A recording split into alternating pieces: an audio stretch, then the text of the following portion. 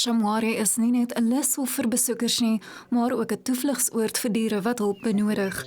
Die olifantkalfies Amara en Stella is weesgelaat toe hulle maas tydens 'n geveg dood is. Hulle word by Shamwari se splinternuwe rehabilitasiesentrum versorg.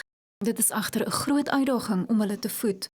The diet is extremely difficult to mimic because the only other living thing that's similar to elephant, they say, is a dussie or a rock rabbit.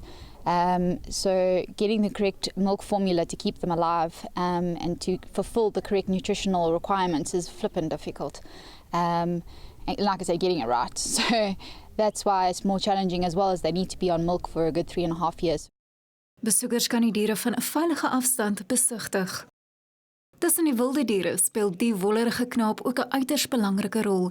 Jeremiah is as surrogaatpa vir 'n wees-renosterkalfie ingespan nadat haar ma in die hande van genadeloose stroopers beland het. In 'n ideale wêreld gaan ons nie skape en renosters bymekaar sit nie. Maar die renostertjie Faith, dit was nou al heel wat groter.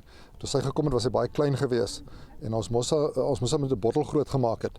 En ongelukkig ons het ander renoster wesies gehad, maar ons kon nie bymekaar sit nie want ons moes haar afsonderlik melk gee. Klein 5 was eers ligtig vir Jeremiah, maar die twee was gou onafskeidbaar. Hulle is miserabel as hulle alleen is en hulle ontwikkel depressie en alles. So die enigste alternatief wat ons gehad het is om 'n skaap te kry. En aanvanklik toe ons Jeremiah en Faith bymekaar gesit het, was hulle bang vir mekaar gewees en Faith die renostertjie vir Jeremiah die skaap rondgejaag.